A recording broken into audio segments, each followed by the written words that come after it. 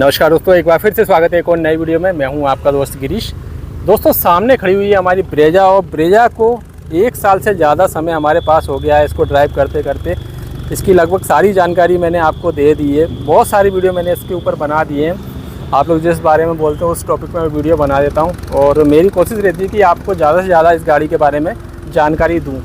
तो मैंने दोस्तों इस गाड़ी के बारे में बहुत सारे आपको वीडियो बना के दिए हैं, लेकिन इसके इंजन के बारे में यानी इंजन रिव्यू अभी तक नहीं किया है। हालांकि आपको YouTube पे दोस्तों इसके इंजन से रिलेटेड बहुत सारे वीडियो मिल जाएंगे, इंजन के रिव्यू से रिलेटेड, बट मैं अपने हिसाब से आज मैं आपको बताने वाला हूँ कि इस गाड़ी में कौन सी चीज़ कहाँ पर दी गई है, गाड़ी का इंजन किस तरह से परफॉर्म करता है, इस बारे में तो मैंने आपको बताया है।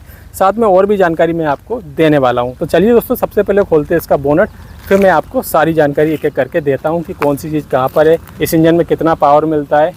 तो चलिए बोनट को ओपन कर लेते हैं।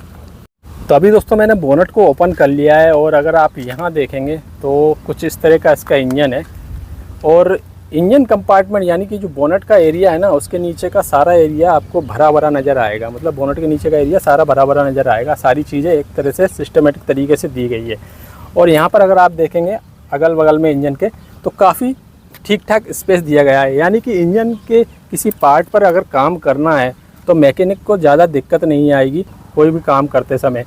लेकिन कुछ जो चीज़ें मुझे लगता है कि उसमें थोड़ा और सुधार होना था, वो भी मैं आपको बताऊंगा।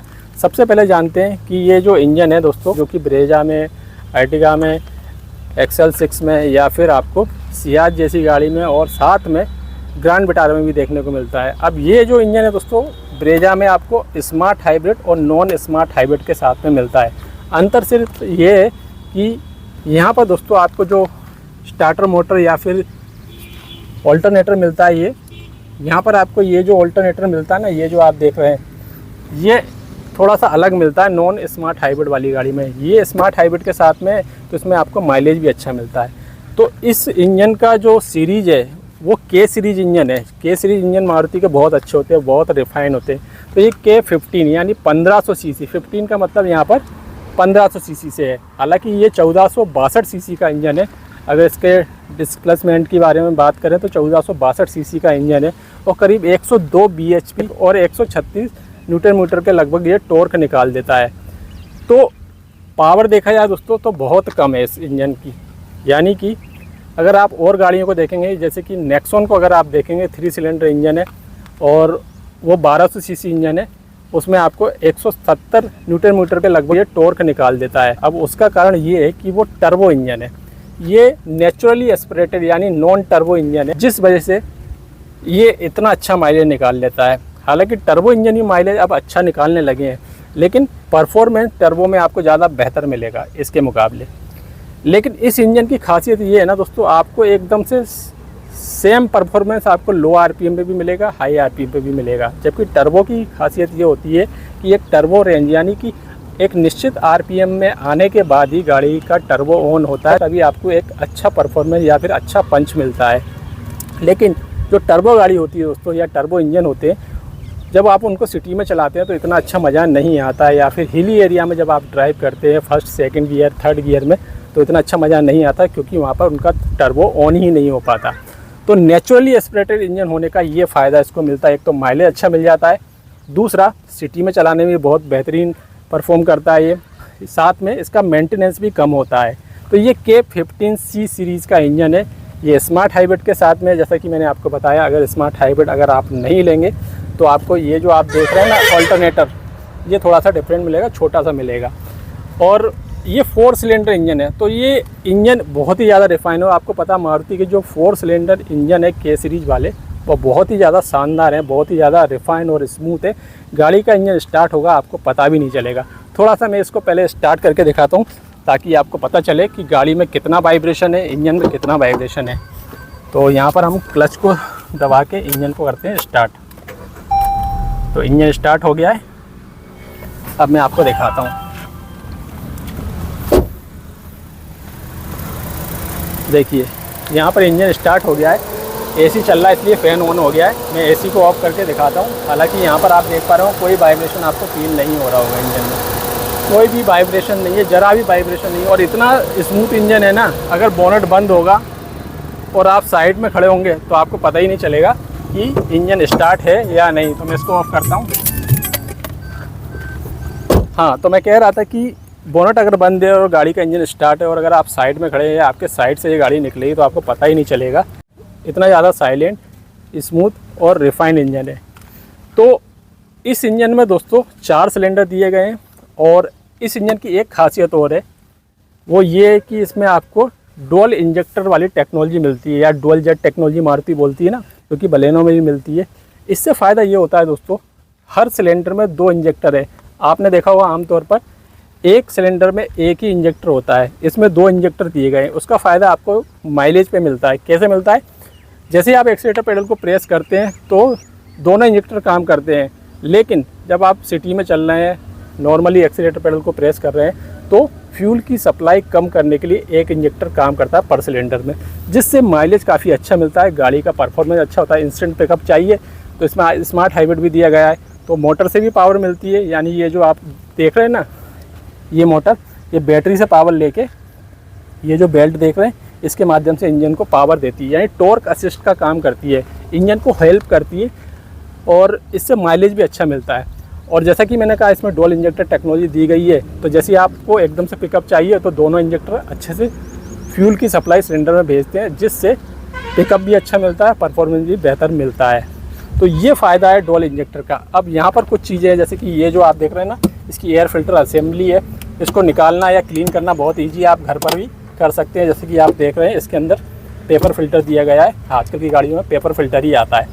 अब इस इंजन के साथ मारुति ने एक एक्सपेरिमेंट और किया है, वो ये है कि इसमें EGR लगा दिया है। EGR का फुल फॉर्म होता है एग्जॉस्ट गैस रिसर्कुलेशन सिस्टम लगा हुआ है। ये जो आप देख रहे हैं ना, नीचे से साइलेंसर से, ये जो आप कैटलिक कन्वर्टर देख रहे हैं, उसके बाद साइलेंसर से एक पाइप यहाँ से होता हुआ इंजन में जा रहा है। तो इसका दोस्तों यूज क्यों किया गया? ये डीजल इंजन में आपको ज़्यादातर देखने को मिलता है, बट पेट्रोल इंजन में भी मारुति अब यूज कर रही है। और साथ में जो नई स्विफ्ट आई है 3 सिलेंडर इंजन के साथ, उसमें भी इसको यूज किया गया है। उसका रिव्यू मैं आपको दूंगा, इंजन के बारे में बताऊंगा। तो इसका फ़ायदा दोस्तों सीधे सीधे पर्यावरण पर पड़ता है, यानी कि गाड़ी कम पॉल्यूशन करेगी। जो हानिकारक एग्जॉस्ट गैस पर्यावरण में एग्जॉस्ट पाइप से निकलती थी, उसकी कुछ गैसेस को यहाँ पर यूज किया गया है। यहाँ पर कंबस्शन चैम्बर में इस गैस को भेजा जाता है, यानी कि इंजन से निकलने वाली जो हानिकारक गैसेस है उसको भी इंजन में ही यूज किया जा रहा है, यानी रीसर्कुलेट किया जा रहा है। तो ये एक नई चीज़ आपको देखने को मिलेगी इसमें। साथ में अगर सारी चीज़ों की बात करें तो सिस्टमेटिक तरीके से लगाई गई हैं, जैसे कि बैटरी आपको यहीं सामने मिल जाती है, फ्यूज बॉक्स आपको यहाँ पर दिया गया है, इसको इस तरह से आप खोल सकते हैं। उसका डायग्राम आपको यहाँ पर कैप में ही मिल जाएगा, कौन सा फ्यूज रिले किस जगह दी गई है। साथ में जैसा कि मैं कह रहा हूँ, सारा इंजन के आसपास का एरिया काफ़ी स्पेशियस लग रहा है, लेकिन यहाँ पर जो जगह देख रहे हैं ना आप, ये थोड़ी सी ज़्यादा खुली लग रही है। उसके पीछे का रीज़न ये है कि CNG किट फिट करते समय यहाँ पर ECM वगैरह को फिट किया गया है, इसलिए ये जगह रखी गई है। और आप यहाँ पर देख भी पा रहे हैं कुछ जगह दी गई है, जैसे कि ये तो यहाँ पर जो है ECM वगैरह और CNG किट फिट करते समय वायरिंग वगैरह और जो पाइप लाइन वगैरह होती है उसकी फिटिंग की जाती है, इसलिए रखी गई है। अब मैं आपको बोल रहा था कि कुछ चीज़ें जो कि मुझे लगता है कि उनमें थोड़ा सुधार होना चाहिए था। हालांकि बिल्ड क्वालिटी वाइज भी ये गाड़ी काफ़ी बढ़िया है, कोई दिक्कत की बात नहीं है। यहाँ पर जो है कुछ लोग बोलते हैं कि ये क्या है इस तरह की फिनिश, अगर आप गौर से देखें तो यहाँ पर आपको ग्लू देखने को मिलता है, जिससे रस्ट नहीं लगता है। इसमें कोई टेंशन की बात नहीं है, यहाँ पर ना ही फिनिशिंग का कोई काम होता है। अगर आप यहाँ पर भी देखेंगे तो ये ग्लू लगाती है कंपनी, ताकि रस्ट ना लगे जॉइंट वाले एरिया में। तो यहाँ पर मैं बता रहा था कि कुछ चीज़ें जो है थोड़ी सी दिक्कत वाली हैं, जैसे कि अगर आप इसका ब्रेक बूस्टर देखेंगे तो बहुत अंदर दिया गया है। ये जो आप देख रहे हैं, हालांकि कुछ गाड़ियों में इससे भी ज़्यादा अंदर होता है। अब ब्रेक बूस्टर में अगर आपको काम करना है तो थोड़ी सी दिक्कत की बात है, क्योंकि ब्रेक बूस्टर को अगर आपको खोलना है तो ये AC का पाइप खोलना होगा, और AC का पाइप अगर आप खोलेंगे तो AC की जो गैस है वो भी आपको खाली करनी होगी। तो उसके लिए आपको ये पाइप खोलना होगा, उसके बाद ही आप ब्रेक बूस्टर पर कुछ काम कर सकते हैं। हालांकि ये जो चीज़ें हैं दोस्तों बहुत ही कम होती हैं, अगर कुछ दिक्कत आएगी तभी आपको ये काम करना होगा, अदरवाइज़ कोई दिक्कत की बात नहीं है। साथ में यहाँ पर आप देखेंगे तो रेडिएटर केप दिया गया है, साथ में यहाँ पर आपको रिजर्वायर दिया गया है कूलेंट के लिए। लेकिन इसका जो लेवल है ना दोस्तों, उसको देखने के लिए आपको काफ़ी मशक्कत करनी पड़ती है। जैसे कि आप यहाँ से देखेंगे, इस तरह से देख पाएंगे, यहाँ पर फुल लिखा हुआ है, लेकिन आप सही से लेवल देख नहीं पाएंगे, ना ही आप यहाँ से सही से देख पाएंगे। आप बहुत ही ज़्यादा ध्यान से देखेंगे तभी आप समझ पाएंगे कि लेवल कितना है। तो ये जो चीज़ें, इसमें भी सुधार होना चाहिए था। बाकी माउंटिंग वगैरह काफ़ी सही दी गई है, 3 माउंटिंग दी गई है। और अच्छी बात यह है इंजन को यहाँ पर कवर किया गया है, देखिए कुछ इस तरीके से इंजन कवर भी दिया गया है। इंजन कवर ही नहीं, साथ में पूरी बॉडी को भी कवर किया गया है। अगर मैं आपको यहाँ से दिखाऊं, देखिए पूरी बॉडी भी कवर की गई है, प्लास्टिक की पूरी शीट लगाई गई है। तो ये बहुत अच्छी बात लगी मुझे मारुति की। मारुति अब इस तरह के छोटे छोटे काम भी कर रही है अपनी गाड़ी में, जबकि मारुति के बारे में कहा जाता है कॉस्ट कटिंग करती है। साथ में यहाँ पर आपको इंसुलेशन पैडिंग भी दी जाती है, जिससे गाड़ी को चलाते समय केबिन में नॉइज़ कम से कम आए। अगर आप यहाँ देखेंगे तो इसका ABS का पूरा मॉड्यूल लगा हुआ है, डिवाइस लगी हुई है पूरी। अब इसमें हिल होल्ड कंट्रोल भी आता है, तो वो भी ABS के माध्यम से काम करता है। तो ये भी एक बढ़िया चीज़ दी गई है।